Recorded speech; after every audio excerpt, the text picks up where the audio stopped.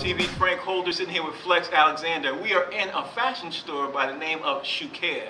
Shukair. I love this store. Shukair. You hear my man in the background saying Shukair. Anyway, I'm sitting here with Flex Alexander. We're talking to Flex because we've got a lot of new stuff to tell everybody out there about that. And so we're gonna jump into it right now. Flex. Yes, sir. How you doing, sir? I'm great, man. That's great. You are now jumping into the graphic novel business. Yes. Can you please tell the audience out there what your thought concept was behind even getting behind the scenes from comedy to graphic novel? I've been a comic book graphic novel head since I was younger. I went to the High School of Art and Design in New York, and that's what we did. We sketched, we drew, we talked about comics, and even a lot of your some rappers that you may know, Kwame, Organized Confusion, Prince Poe, and Pharoah Monk. Those guys are art and design alumni, and that's what we did. You know, so I collected comics, and I would draw the covers, and one artist in particular really inspired me, an artist named John Byrne. And X-Men guy. Yeah, X-Men guy. Yeah. And his art was just the best to me. So I just when I got in this position, I actually created the Joshua Run as a series. A friend of mine was at Lionsgate, and then he left Lionsgate, so I literally was stuck. I was like, I still have this idea.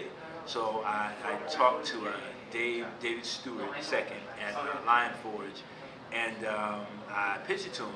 You know, a friend of mine introduced us, and I thought he did movies or TV, so I pitched that. He was like, we don't do that.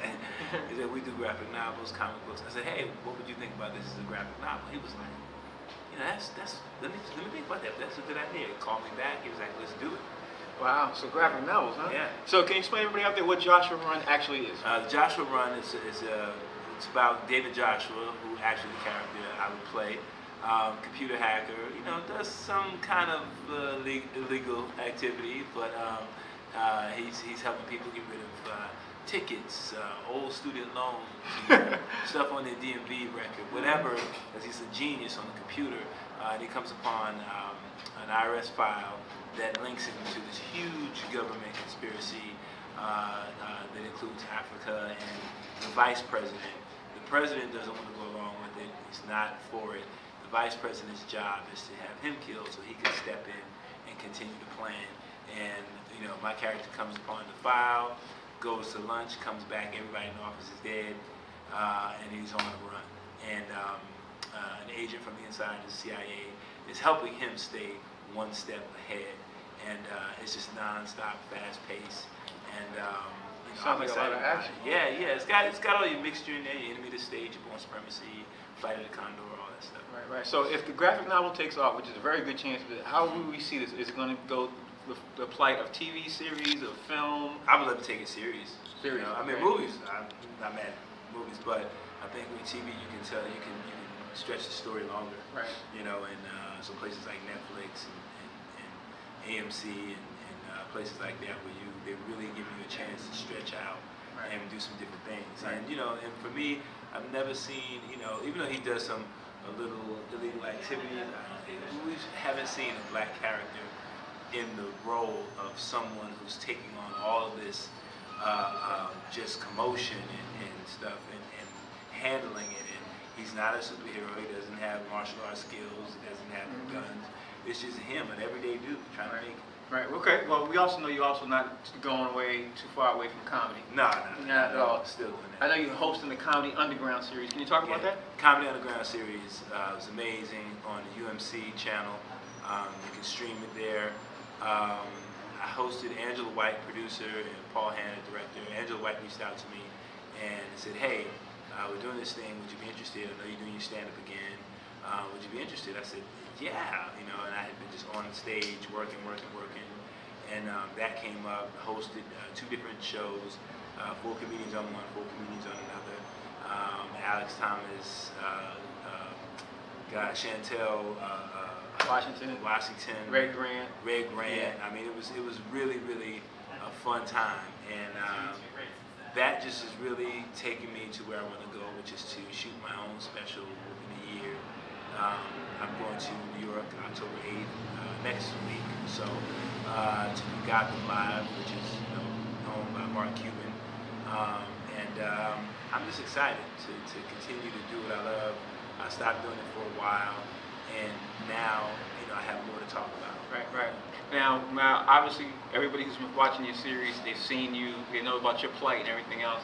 Now, as entertainer, because you're an actor, dancer, and everything else, people who are trying to come up in everything, what advice would you give to like the guy who's holding the camera and the guy walking down the street? And what advice would you give to them trying to break into this business as an African American? Man, you have to, don't limit yourself. You have to be able to, my grandma used to say, don't be a jack of all trades and master of nothing. But in these days, you got to be a jack of all trades. You know, you have to set up multiple streams, multiple avenues for you to do your thing. Because no longer can you just be an actor. No longer can you just be a rapper. No longer can you just be a singer. You have to do it all and put yourself in the mix. So I would say give yourself many avenues, be persistent. People tell you no, you know, just keep going. And keep the power in your hands. If you create the content, then you can control the content. There it is. So yeah, I would say that. There it is.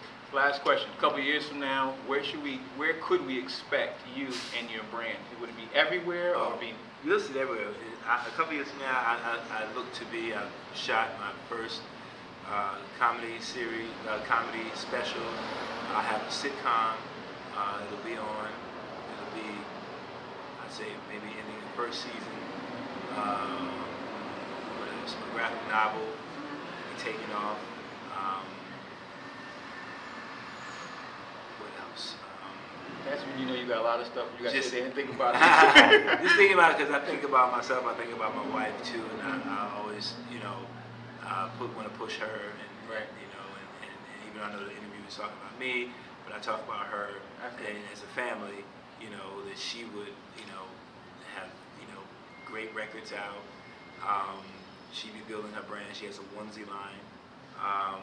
That brand would take off, and then she would get to do everything that she desires to do, and just my family healthy and happy, man. That's all I ask. Well, best of luck to you. Tell everybody out there where they can find you. You can find me on Twitter at FlexAForeal, F-O-R-E-A-L, and on Instagram, FlexAForeal, F-O-R-E-A-L, and you can find me on Snapchat, FlexAForeal. You can find me on Periscope, same thing, and Facebook, Flex Alexander. Well, there you go. Yeah. Hey, Frank Holder sitting here, Flex Alexander. We'll see you all soon. It's been great. Wait till you see this issue. It's gonna be hot. Thanks for staying in tune. God told you ain't got nothing on me, Jack.